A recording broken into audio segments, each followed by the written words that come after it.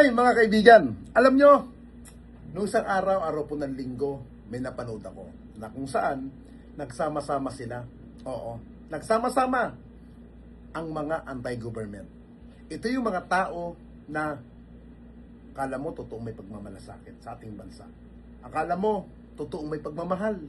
Pero kung uuriratin mo, sa lahat ng kanilang mga sinasabi ay puro paninira lamang sa gobyerno.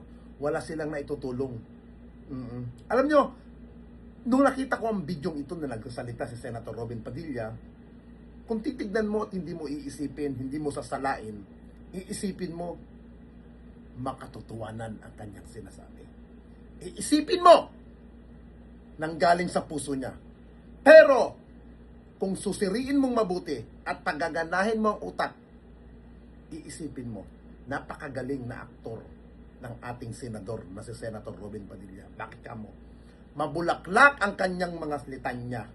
Pero sa likod ng kanyang mga sinasabi ay hindi mo makita ang tunay na pagmamalasakit na kanyang ginagampanan bilang senador sa ating bansa.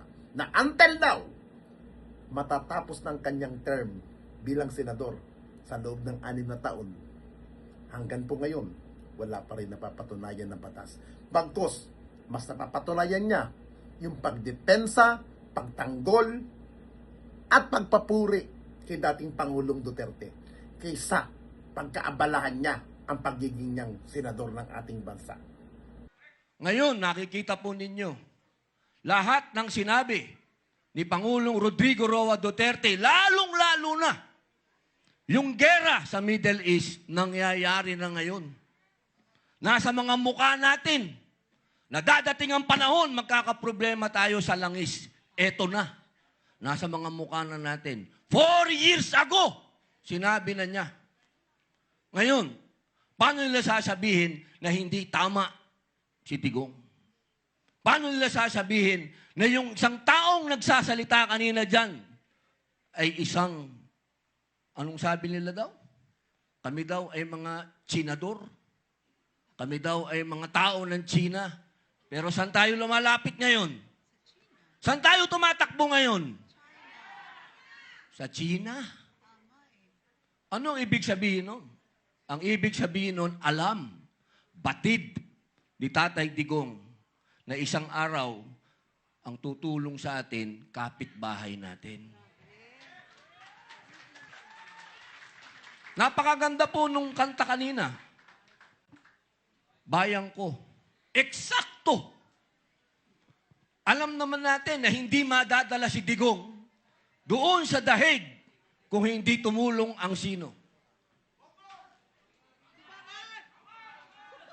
Alam nyo kung Pilipino lang, hindi natin kaya yun. Hindi natin magagawa yun. Tandaan nyo to. Hanggat nandito ang kuko ng agila. Sino ba ang agila?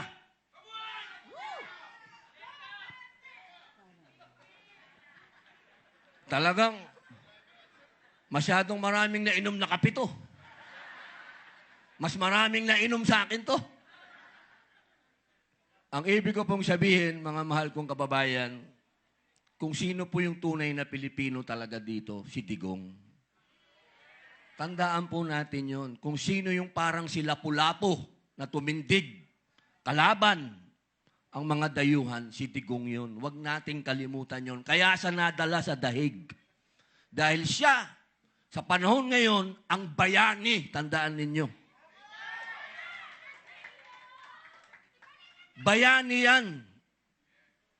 Dahil, maikukumpara nyo yan sa mga una nating bayani, sila Sakay, sa lola ko, kay Gabriela Silang, kila Jose Rizal, ang nakalaban, dayuhan. Kaya itong ginagawa natin, tandaan ninyo, ang binabangga natin dito, kapangyarihan ng dayuhan. Ang itinatayo natin dito, yung pagka-Pilipino natin, tatandaan nyo yan. Dahil tayo, kailanman, hindi tayo magpapasakop sa dayuhan. At kailangan si Tatay Digong ay umuwi na. Bring him home! Sa loob ng makasaysayang pader ng Club Pilipino nitong Linggo, Abril 12, 2026, muling nagtanghal ang aktor-senador na si Robin Padilla sa paglulunsad ng Reforma Alliance for the Good Governance and Accountability Raids Coalition. Tila isang pelikula ang senaryong punong-puno ng mabulaklak na salita, madamdaming pahayag at ang pilit na pagpipinta sa isang imahe ng pagkakaisa na ang layunin daw ay sagipin ang bansa mula sa kasalukuyang administrasyon. Ngunit sa likod ng tilon ng retorika, malinaw ang script. Ito ay hindi para sa Pilipinas, kundi para sa interes ng mga Duterte. Tahasang sinabi ni Padilla na ang tunay na bayani ay si dating Pangulong Rodrigo Duterte. Dahil ito daw ang tunay na makabayan at may malasakit, isang malaking insulto ito sa kasaysayan at sa tunay na martir ng ating lahi. Papaano magiging bayani ang isang pinunong tinalikuran ang soberenya? Ang paghahambing kay Digong sa mga kagaya ni Lapu-Lapu, Gabriel Silang at Jose Rizal ay isang kahangalan. Ang mga bayaning ito ay lumaban sa mga dayuhan mananakop upang mapalaya ang bansa. Si Duterte naman ay tila naging instrumento upang dahang-dahang isuko ang ating kaluluwa sa China. Hindi kabayanihan ang pagluhod sa Beijing. Ito ay pagtatraidor sa tiwalang ibinigay ng sambayanang. Iginiit din ni Padilla na ang Pilipinas ay lumalapit daw ngayon sa China dahil kapitbahay natin ito na handang tumulong sa oras ng kagipitan. Ito ang pinakamalaking kasinungalingan sa kanyang talumpati. Anong klaseng kapitbahay ang nagnanakaw ng iyong bakuran? Ang China ay patuloy na kinakamkam ang ating teritoryo sa West Philippine Sea. Nambubuli sa ating mga mangingisda at nagtatayo ng mga base militar sa loob ng ating exclusive economic zone. Higit pa rito, ang tulong na sinasabi nila ay may kalakip na paninirang bunga ng pagpasok ng mga illegal na sindikato, ang talamak na operasyon ng Pogo at ang banta ng mga Chinese space na nagpapalalong nagmagulo sa ating seguridad. Huwag din nating kalimutan na ang China ang itinuturi na pinakamalaking exporter ng illegal na droga o shabu sa bansa. Sila ay hindi kakampi. Sila ay mga oportunistang may hidden agenda at masasamang balak sa bayan. Itinatanggi ni Padilla na sila ay mga senador o mga tuta ng China. Ngunit ang kanilang mga aksyon ay mas malakas kaysa sa kanilang mga salita. Ang pagdepensa sa isang bansang nang aapi sa atin ay malinaw na indikasyon kung nasaan ang kanilang katapatan. Ang pagiging makabayan ay hindi nangangahulugan pagtalikod sa ating mga responsibilidad sa global na komunidad. Maaari tayong makipagtulungan sa ibang bansa. Ito ay bahagi ng diplomasya, ngunit dapat tayong maging mapanuri. Ang pakikipagkaibigan ay dapat nakabase sa respeto at patas na pakikinabang, hindi sa pagiging sunod-sunuran. Sa isang mapanakop na kapangyarihan, hindi pagiging traidor ang makipag-ugnayan sa mundo, pero pagtatraidor ang pagpapalit. Sa huli, ang palabas ni Robin Padilla sa Club Pilipino ay isa lamang mahusay na pag-arte bilang isang aktor.